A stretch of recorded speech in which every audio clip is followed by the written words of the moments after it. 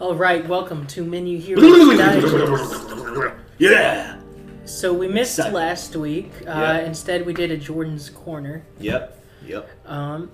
So this week we're playing a little bit of catch up. So I feel guilty because I thought for sure we would be doing some more videos, but things came up last week, and it's like we had to use the Jordan's Corner for our Sunday video, but of course we got new Menu Heroes Digests.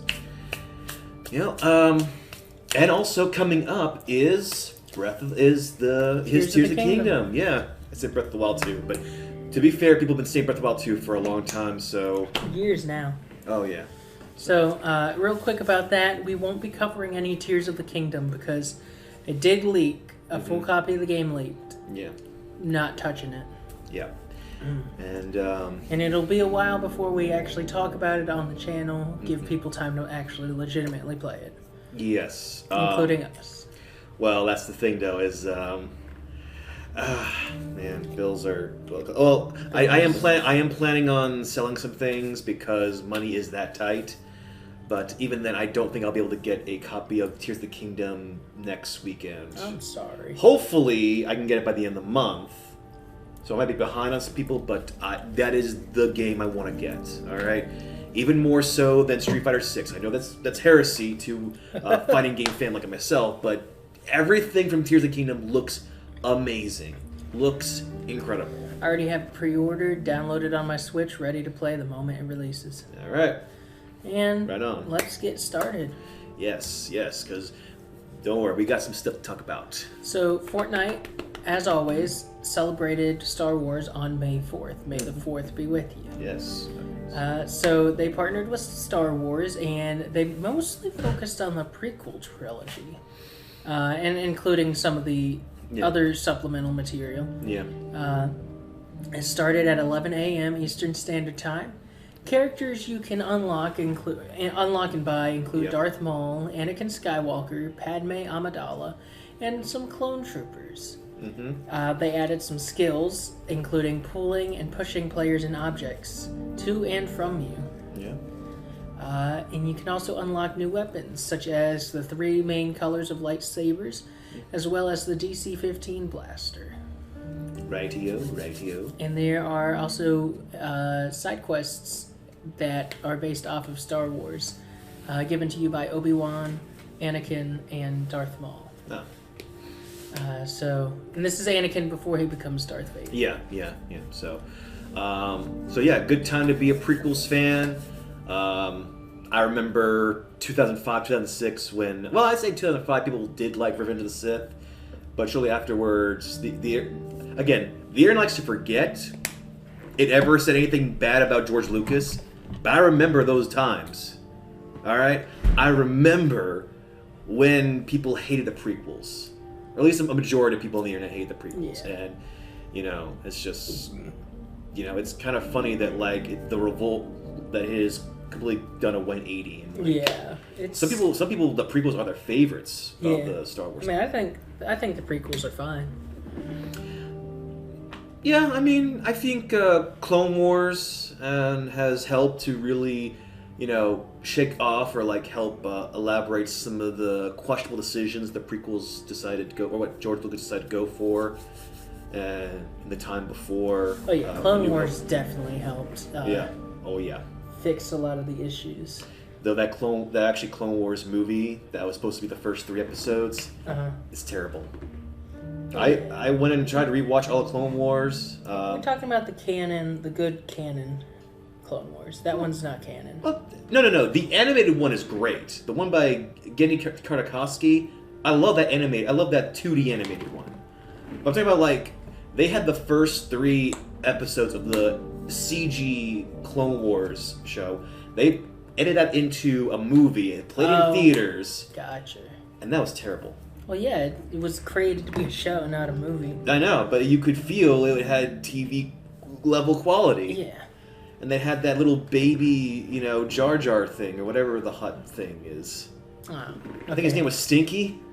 Stinky the Hutt. That's an actual official character in Star Wars. Thanks. I hate it. Continuing on with Star Wars. Okay, one more thing on the Fortnite and everything. Yeah, by all means. Yeah, I've been trying to bring up something, but I've yet to play Fortnite. You know, but they've been doing a very good job of just offering so many guest characters. Yeah.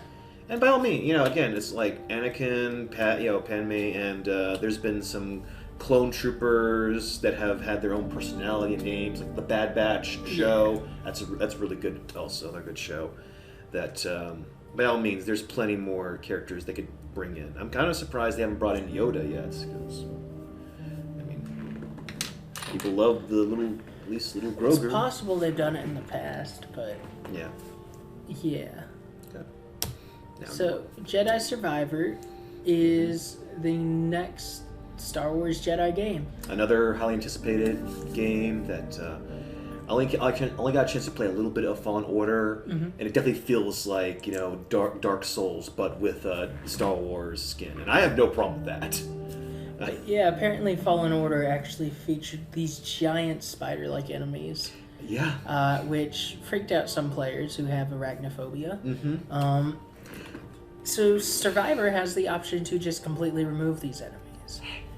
And I mean, you know, it's always great to see accessibility options. Obviously, you can't always account for everything, but, you know, they got enough requests. They were like, okay, we'll add this.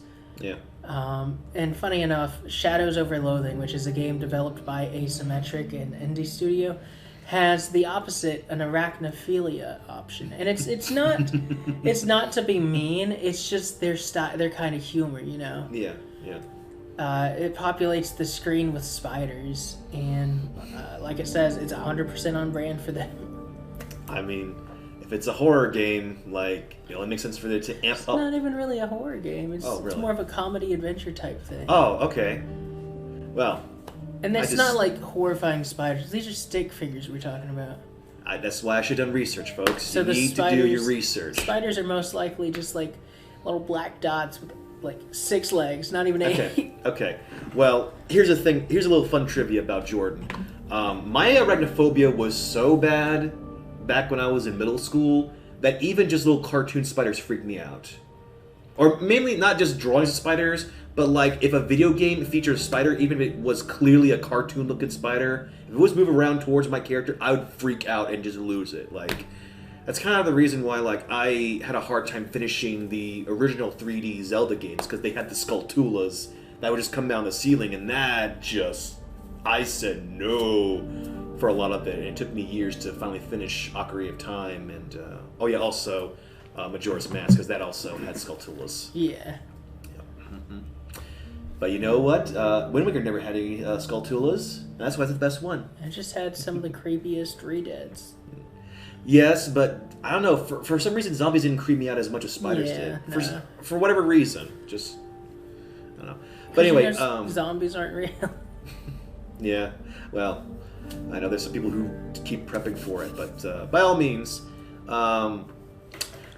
having at least options for your video game. If people have a very severe phobia of these certain things, it's not a bad idea to at least have it in the toggle in the menu of being like, can you remove this? Yeah. You know. Granted, I don't think they'll do the same thing for like what's the phobia for heights? I do not know, but okay.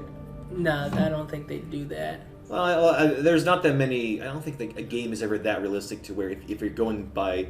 If your character's on a very tall building, most people who do have the phobia aren't going to feel it. Of course, I don't know. If it was a first-person game or VR, yeah. VR definitely. Yeah. Mm-hmm. Yeah.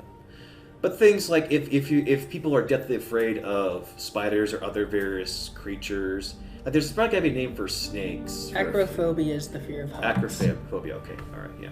So, by all means, I see no problem with this update, and.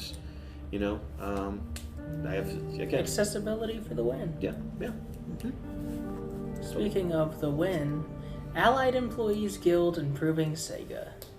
Aegis. Yeah. So Sega of America employees at the Irvine office, which opened in 2022, They recently filed for a union vote with the National Labor Relations Board.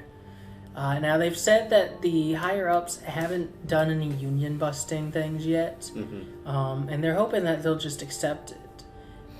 They're unionizing for the typical things, better pay, better quality of life, that stuff. Yeah. And this comes specifically after Sega of Japan announced a 30% salary increase for their Japan-based employees. On the right side of the screen, we've got a quote from Ian Curran, who is the president of Sega of America. Okay, I never heard this guy speak, so I'm just going to speak regularly, so no fancy voices. Some of you may support unionizing and some not. That is your legal right. No SOA employee will be, which I guess the initials is the same as Sword Art Online. Oh, no, it's flipped around. The O and the A are flipped. Sword Online Art. Sorry. So, no SOA employee will be treated any differently whether they support or do not support unionization. We have a wonderful culture at SOA with a strong commitment to working together as a team. In my mind, it is the SOA employee culture that makes us such a successful company. And so there was more to the quote, but I couldn't fit it on the page. Oh, that's fine. But basically, it was an email sent out to all the Sega of America employees, and that they're going to be keeping an eye on this to let the employees know any updates that come out of it. Yeah. So hopefully they can unionize, no problem. Hopefully this isn't an Activision Blizzard thing.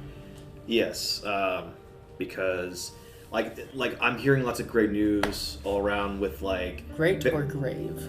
Great news in terms of various Amazon employees finally getting a chance to unionize, at least in some states. Starbucks obviously, and right now this week the Writers Guild of America, they just started their striking. Yeah. So that probably is going to make the quality of the shows and movies go down because it's going to be a while till they get back to writing. But I think it'll be worth it if it means employees, get the benefits and rights that they deserve and work hard for, because that's the thing a job should do. It should, if you work hard, you should be able to be covered and be taken care of. You can't have workers if they're all sick. Yeah. So it's in companies' best interests to take care of their employees. Speaking of Activision Blizzard, before we get to the next story, so Microsoft recently announced that they're having a neutral stance towards unionizing, meaning they aren't for or against. At least they say that. If their deal with Activision Blizzard goes through, the same would apply for Activision Blizzard, meaning that Microsoft would expect them to not interfere with the unionizing. So, we'll see how that goes. So you're saying, again, it could go either way. So I'm saying there's a chance. Okay. So, Activision... There's a chance. Oh my god. Sorry. So Activision Blizzard filed a form with the Securities and Exchange Commission. Go ahead. Well, basically, going on since 2016, there's been tournaments and various there's been leagues devoted purely for Overwatch and for Call of Duty, and they are massive games, so it makes sense that there would be just divisions focused solely on those particular fandoms. But it's been quite a rough couple years with Activision Blizzard, with so many allegations and COVID-19. Yeah, that also, yes, that's a big thing too, and it's still going on. For anyone who's forgotten or pretending it never happened, it's still happening. Just careful with that. But back on subject here. It just for Activision Blizzard, various charters in terms of Overwatch and Call of Duty, the numbers have been going down. Yeah. For obvious reasons, but also it's just people's faith in Activision Blizzard has gone down, way down. Way down. So yes, here we have for SCC's filing here, a quote from them. Our collaborative arrangements for our professional esports leagues, i.e. Overwatch and Call of Duty leagues, continue to face headwinds which are negatively impacting the operations and potentially the longevity of the leagues under the current business model. We continue to work to address these challenges, which could result in significant costs, and such efforts may prove unsuccessful. So they're spending money and it might not work. No, because as I said, the popularity of both these games and Activision Blizzard as a brand itself is causing people to like spend less money at these big esports events. And people don't want to be associated with it. Mm-hmm. And let's not forget, 4 out of the 20 leagues that they have are in China, and Overwatch is banned in China. It's not available at all. So that's a fifth of their teams that's just not able to do anything. China. What can you do? What more can we say that hasn't already been said? But it's almost like their actions have had consequences that are finally rearing their heads. But they're not throwing in the towel yet. Just throwing in the money and hoping it'll do something. Oh. The old Goldman Sachs routine. So, Double Dragon is making a resurgence. And so this is Double Dragon Gaiden. Yeah. Rise of the Dragons. Yes. So let's watch this. First time watching it. Yeah. Arc system.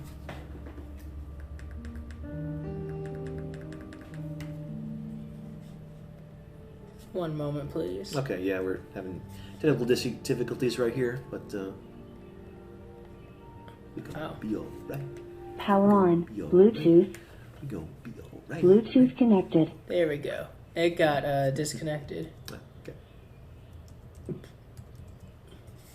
Alright, from the beginning, once more with feeling. Alright. Rated E10 for ages 10 and up.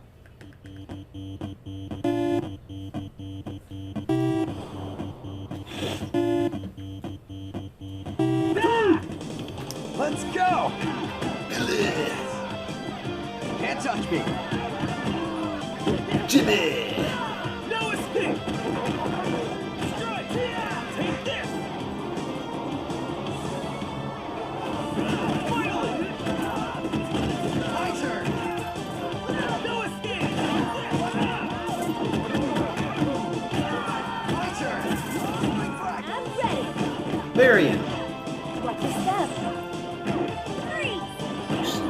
Stay back! Uncle Martin! Matt. Matt, sorry. Out of my way! Here we go.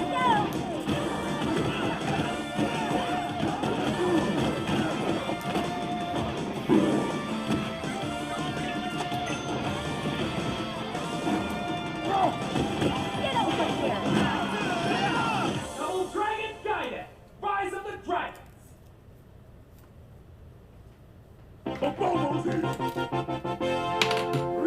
And a Bobo.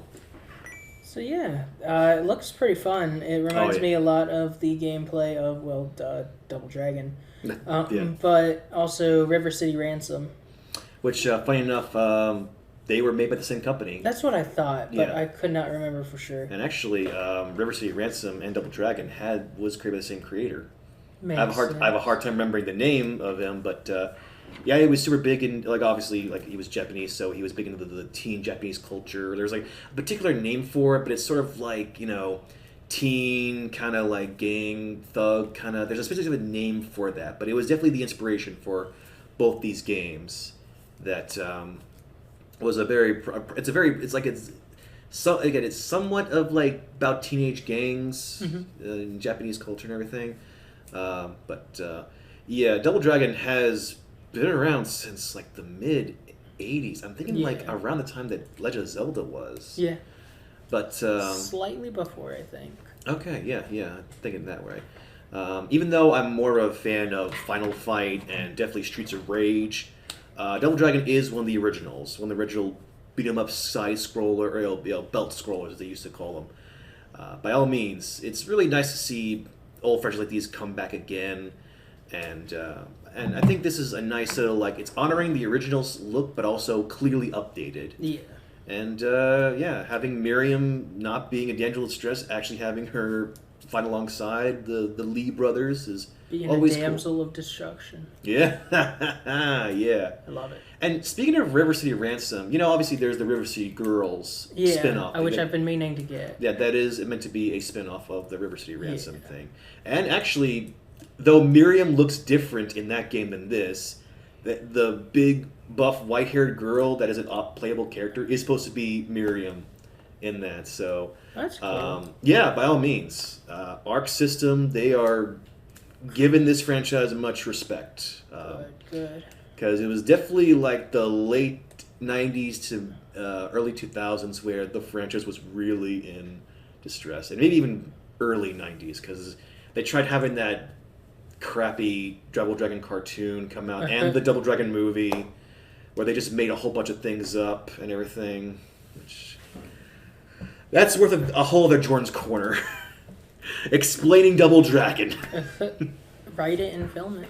Oh. All right. Another day. Armored Core 6. All right. Okay.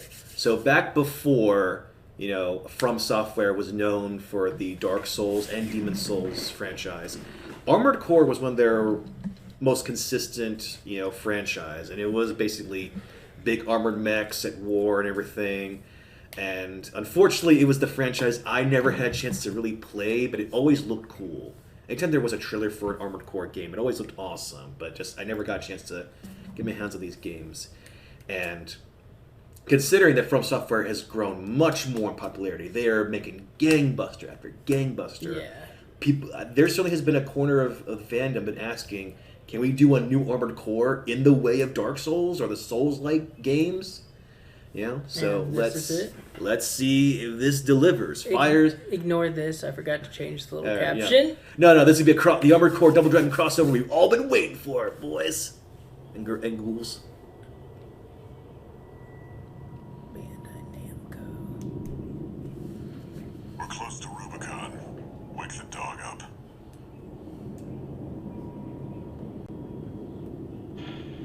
Handler Walter verified.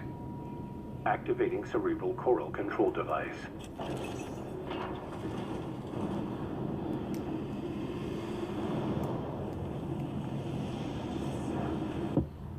Feed the fire.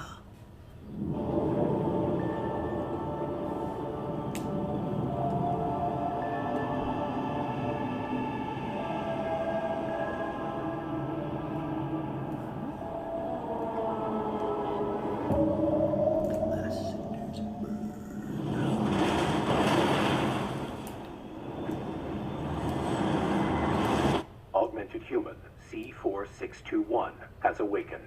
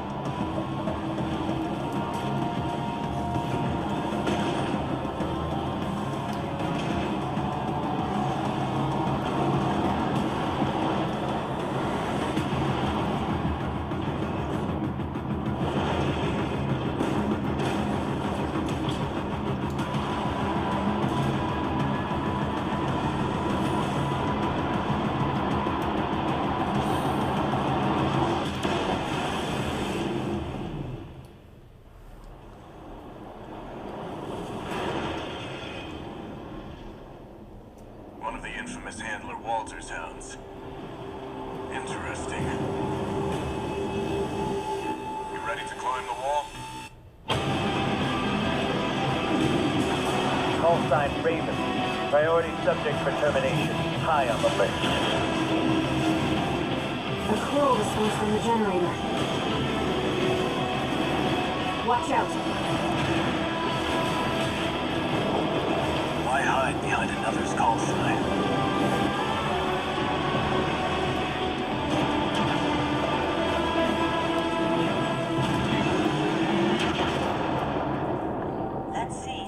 can fly. On borrowed wings.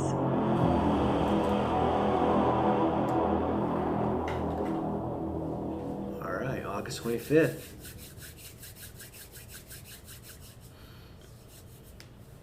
Or collector edition, premium Oh edition. yeah. Oh, that's a nice looking model.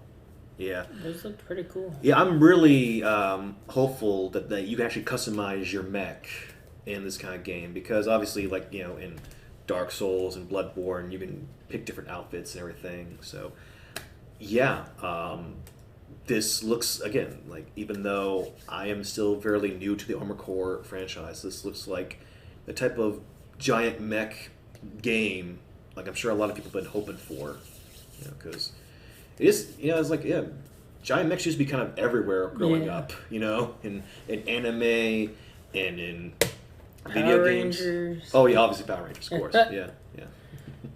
But yeah, I don't really have any, you know, Armored Core experience, but I know some people really love it.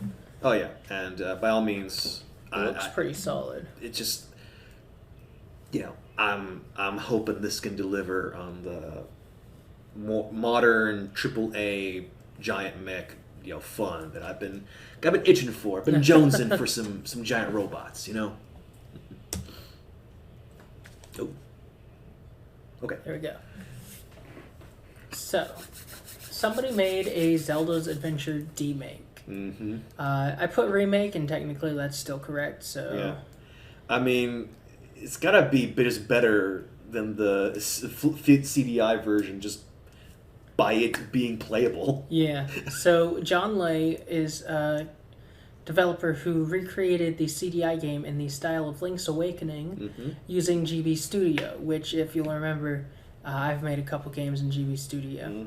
So this game is playable on itch.io or as a ROM, which in turn can be played on both an emulator and on real Game Boy hardware.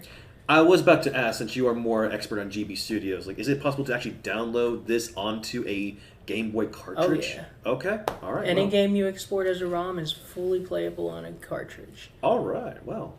Or mostly playable on a flash card. Some flash cards have compatibility issues.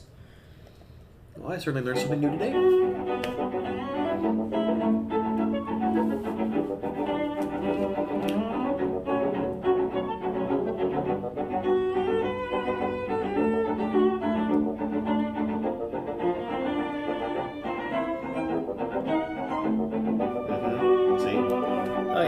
Plays way better. Like, I know, like, the teams that were making these games were ordered by Philips to just make things look graphically good and have no care or whim of, like, you know, actually it being playable. Yeah. So, again, though it's much more simplistic, it reads and feels so much better. Oh yeah. This could have been an actual official Nintendo licensed Zelda game, where Zelda's actually a playable character.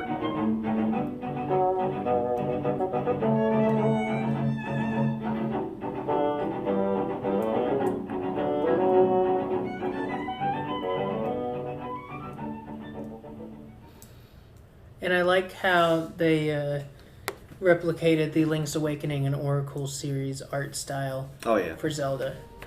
Like, obviously, the CGI games are not canon in any way, shape, or form. But this is a good, impressive remake. Yeah. I mean, by all means, it's like, yes, obviously, the games are called Legend of Zelda, but she's never been a playable character ever. Yeah. So, well, again, other than the CGI games, but that's other the thing. Than spin-offs. That's what I'm trying to say here. It's like, it would be nice if, you know, you could do, like, at least like a two-player thing and let Zelda be playable. You know, or let her be Sheik or Tetra or whatever. I mean, Zelda's got her own stories she can tell. She doesn't always have to be kidnapped. Yeah, but just for whatever reason, anytime Nintendo wants to do multiplayer for the Zelda games, she's never playable. Yeah. It's always Link grabbed 4 swords and now there's 3 other versions of him. None of them Zelda. None of them Zelda. No. So, my game studio has been wanting to make the 3rd Oracle game, because there was originally plans to make a third one, but it never came to fruition because it was too complicated with the password system. You know, for a video game franchise that's known for having the Triforce and 3 goddesses, there's never been an official trilogy of any way. You know, it almost seemed like there was almost going to be. It was at one point. Like I said, the Oracle series was planned to be a three-game series: Oracle of Ages, Oracle of Seasons, and then the third one would have been based off Courage, but it didn't get an actual English name. Yeah. Seasons started as a remake of the first Zelda game for the Game Boy. Yeah. Before it turned into its own thing, and you can still see the remnants of that. For example, like the first dungeon is based off of the first dungeon in the original Zelda. Yeah. But yeah, they've never actually done a trilogy except for the CDI games, funny enough. So, yeah. Oh, what happened there? Oops, I accidentally... Alright, well. Alright, so... Little tease for what's coming up? Dungeons and Dragons, Lore and Legends. So this is going to be an art compendium. It's a 5th edition version of Legends and Lore. Yeah. Legends and Lore was actually a 1st edition art book for Dungeons and Dragons. This is also a sequel to Art and Arcana, which was a visual history of Dungeons and Dragons that released a couple years ago. Alright. This will be released October 3rd, 2023, and it will also delve into the resurgence of D&D in pop culture as well as recent developments, except for the open gaming license. Yes, yeah, that's one they want to shrug under that booby-trapped carpet. Under the definitely not a trapdoor. They want to like hide it in the mimic, you know? Yeah. Or feed the drama to the mimic. Feed the mimic. But yeah, we looked at some of the art in the book. Not like a physical book, we don't have it. Yeah. But it's very pretty. It's very cool. I mean, so that cover. I mean, I know you're not supposed to judge a book by its cover, but dang, Yeah, how do you look at it? Yeah.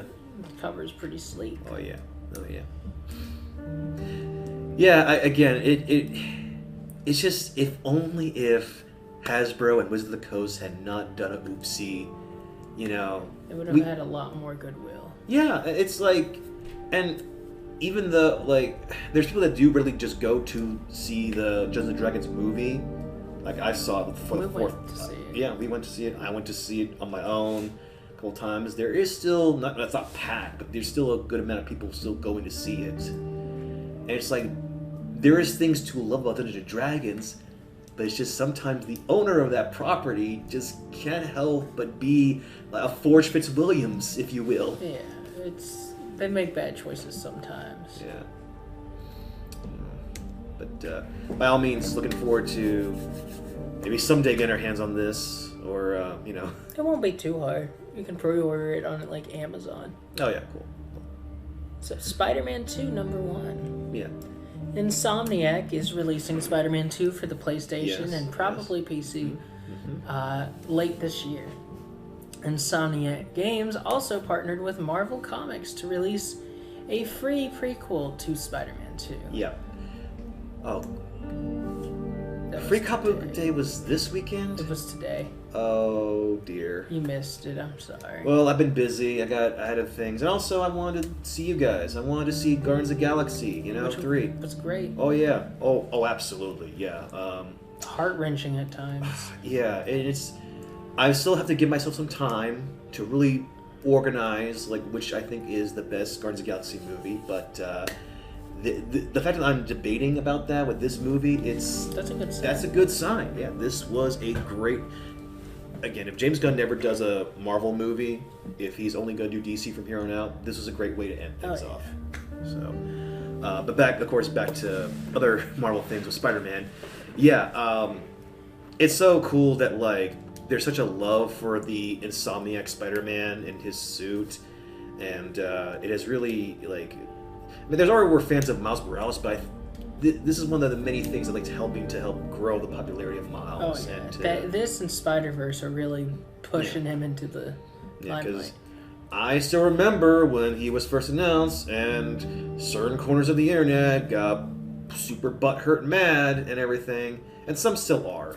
Some are always gonna be mad, but let them stay mad, and because I want Miles to be around, yeah.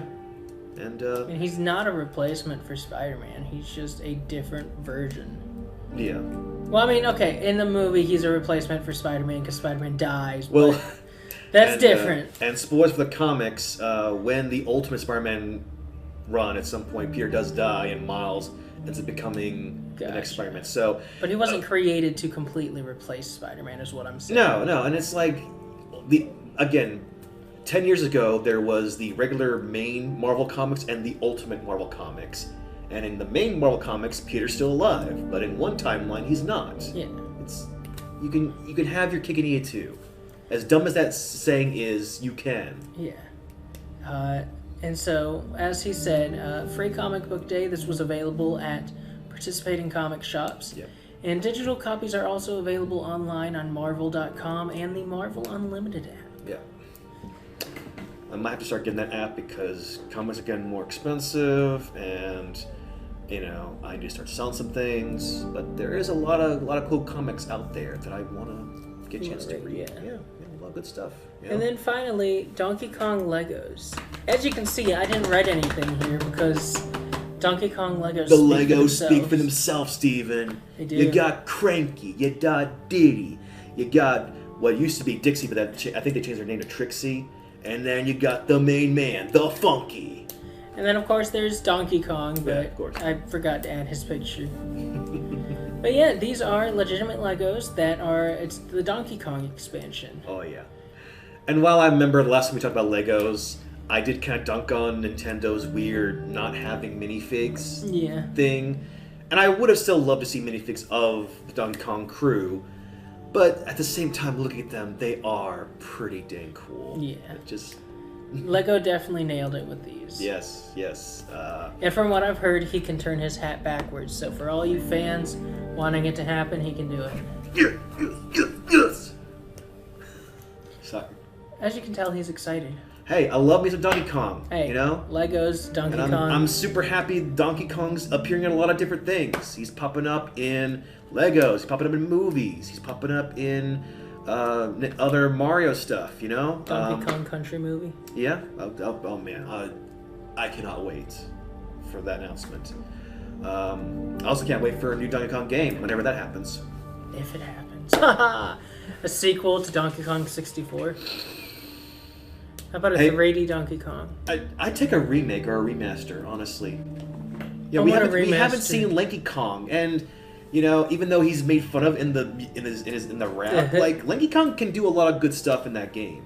And I think the idea of there being an orangutan amongst a bunch of apes. Orangutans are apes, but there's like gorillas, there's like monkeys and everything. It's like so orangutan has a different body type than the others, and that helps make Lanky more unique. Makes him Lanky. Whoa, yeah. That's where he gets his name from. Mm-hmm. Yeah.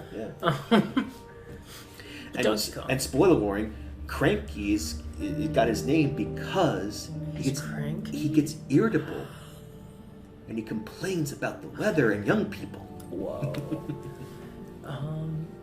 But yeah, it'd be cool to see, Donkey Kong 64 remaster. I want a Banjo and Kazooie remaster. Where the camera doesn't suck. Oh, preach. I mean, I'm playing through it for the first time, and the camera sucks so much. I mean, such a bad camera. I played that game a lot, so I got used to it. But I can understand when someone with fresh eyes look into something and be like, okay, admittedly, there is room for improvement. Oh yeah, but it's fun. Banjo-Kazooie is still awesome. Always has, always will be. And with that, that's all the news we got for you. Yep. So until next time, stay cool. Donkey Kong.